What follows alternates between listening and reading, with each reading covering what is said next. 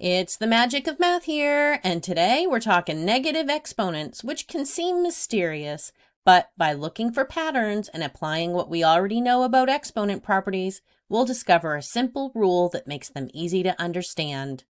Here we go. Our goal today, this is what I hope you'll be able to say out loud with confidence by the end of the video. I can rewrite expressions with negative exponents using only positive exponents. Here's a math term I'd like you to know. Reciprocal. 1 divided by the number created by switching the numerator and the denominator. So you've probably learned this in a previous grade or lesson, and sometimes teachers call it flip. You flip or reverse the numerator and denominator. So let's look at 3, remembering that 3 is really 3 divided by 1, right? Anything divided by 1 is itself. So when we flip, 3 goes to the denominator and the 1 goes to the numerator. So the reciprocal of 3 is 1/3. The reciprocal of 1/3 is 3, because you'd flip it back. So let's learn together. In our previous videos in this playlist, we've been talking about powers and their equivalent values and the patterns that exist.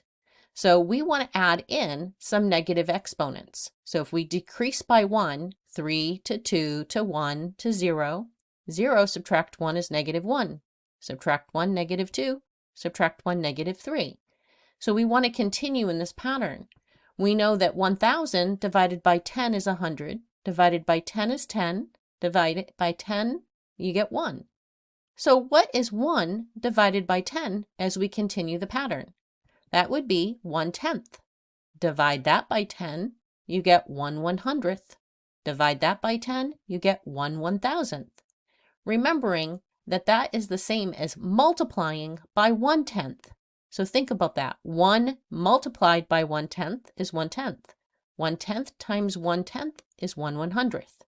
So divide by 10 or multiply by 1/10. All right, let's take what we've just discovered about these negative exponents, make it bigger, and look at it. And our goal today is to take this and rewrite it with a positive exponent. So let's look at this fraction and write our denominators as power of 10. So when I do that, that is 1/10 to the 1. 10 to the 1 is 10. Look, we've rewritten it. These are equivalent. We use our pattern to know that. And now I have a positive exponent. Let's look at 10 to the -2, which is equivalent to 1/100 using our pattern. And when we write that as a power, 100 is 10 squared. Look at that. Negative exponent, positive exponent, equivalent. And let's do the last one. 1,000 can be written as 10 cubed, or 10 to the 3rd. Negative exponent, positive exponent. So let's discover our rule with this pattern. We know that to simplify negative exponent by looking at this, we're going to move the power across the fraction bar, meaning we're taking the reciprocal. So here, remember, there's a denominator of 1 that's invisible. So we move 10, the power, down to the denominator, and we flipped the sign of the exponent from negative to positive. So 1/10 to the 1 is equivalent to 10 to the -1. We took the reciprocal and made the exponent positive. All right, let's see if we can apply this rule. Our big idea that we're going to apply is to rewrite a power with a negative exponent. We're going to move the base to the opposite side of the fraction bar and change the exponent to positive. An example of this would be 4 to the -3. Here's my fraction bar. I'm going to take my base of 4 and move it to the denominator. I'm going to look at my exponent and I'm going to flip the sign. So it's negative. I'm going to make it positive. And remember that invisible 1, it comes in there, right? 1/4 cubed, because I flipped it. That invisible 1 here in that denominator goes to the numerator. 4 cubed is 64. So we have 1/64 is equivalent to the power 4 to the -3. And that we call the negative exponent property. All right, here we go. we are going to look at an algebraic rule. A to the negative n, so a power with a negative exponent, is equivalent to 1 over that power with a positive exponent. Let's build our understanding by simplifying these expressions. If you think you're ready to go ahead and pause the video here and grab a piece of paper and do your work, and then come back and hit play. If you'd like to see a few more examples, hang out with me. Here we go. So I'm going to bring forward my property. We've learned the negative exponent property, where I have a power with a negative exponent. I'm going to rewrite it as the reciprocal with a positive exponent. So y to the negative 3, remembering I have that invisible 1 denominator here. So let's set up our fraction bar. So the first thing I want to do is move the base to the opposite side of the fraction bar. So identify the base as y. That's going to go to the denominator. It's in the numerator. It goes to the denominator. Identify the exponent, and I'm going to write the opposite of that. So it's not negative 3. I move it down. It becomes positive 3, and my invisible 1 goes to the numerator here. So let's rewrite this. 1 over y cubed is equivalent to y to the negative 3. Moved the power across the fraction bar and made it the exponent positive. Now let's look at this next one. Interesting, my power's in the denominator. However, let's use our rule. So I'm going to set up my fraction bar. It says to move the base to the opposite side. My base here of my power is 5. So it's in the denominator. I'm going to move it to the opposite side, which would be the numerator. Then I'm going to identify the exponent, and I'm going to change its sign. So instead of negative 2, it becomes positive 2, and my 1 of my numerator goes to my denominator. Anything divided by 1 is itself, and 5 squared is equivalent to 25. So 1 over 5 to the negative 2 is actually equal to 25. See how easy it is once I just follow the rule. All right, try it yourself. Now I'd really like you to pause the video here, grab a piece of paper, show your work, and remember our rule, okay? Don't forget that big idea. Okay, go ahead and try it. Come back when you're ready. Welcome back. So again, we have our negative exponent property. We are going to remember that this has an invisible denominator of 1. Anything divided by 1 is itself.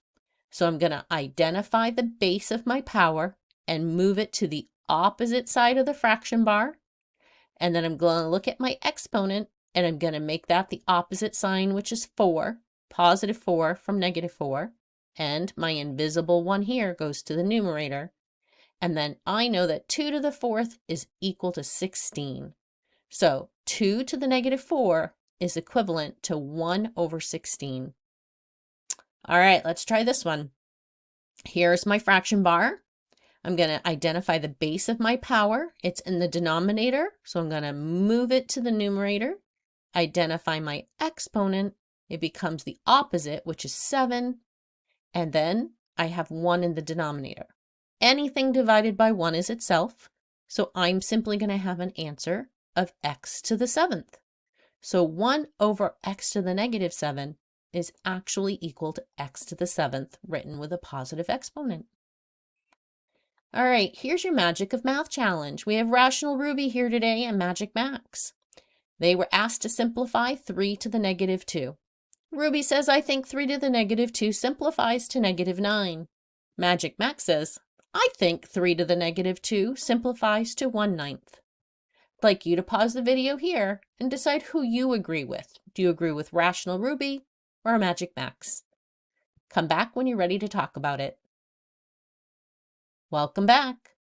So I'm going to just simplify this on my own before I even think about what Ruby or Max said. So I have my power. I remember that I have a denominator that's an invisible 1. So I'm going to rewrite this where 1 goes to the numerator, my power goes to the denominator with a positive exponent. I know that 3 squared is 9, so I say that this is equal to 1/9. So I agree with Magic Max. Ruby forgot our big idea. Instead of moving across the fraction bar, and making the exponent positive, she got confused and she made the entire value negative and just squared the base. So that is not our big idea, right? We don't want it doesn't make anything negative. We haven't done anything with the negative sign. It does not make the power negative. It changes the location of the power across the fraction bar. So a negative exponent does not make your power negative. It changes the location over a fraction bar. All right, here's your big math challenge for today. This is a released state question that all grade 8 students are expected to know and be able to do by the end of their grade 8 year. Which of the following expressions has a value that is greater than 0? And you're given 4 options. So again, grab that piece of paper. I'd like you to show your work for all 4. Don't make any guesses here.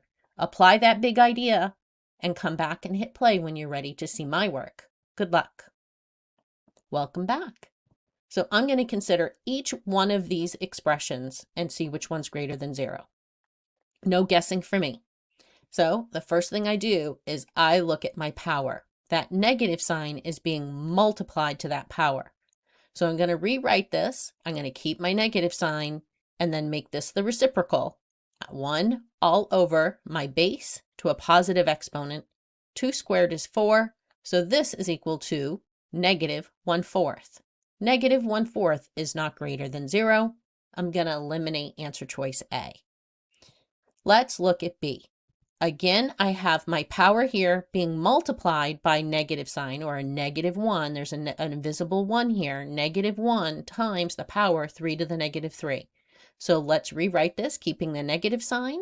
My power goes to the denominator with a positive exponent.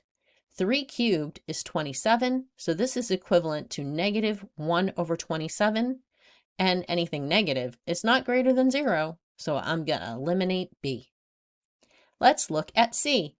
So this time, my base of my power, it's in parentheses, so my base is negative with a negative exponent.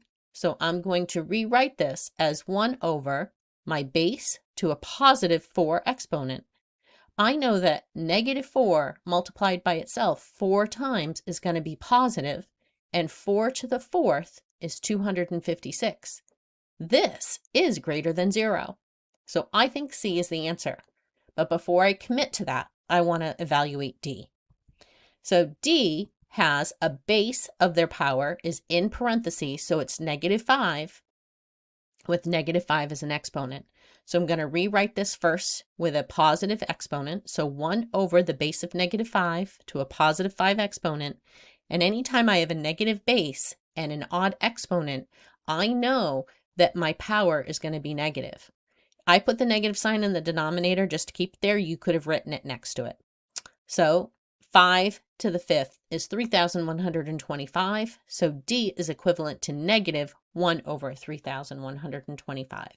So I know that D is not greater than 0, and I was correct. The answer here is C.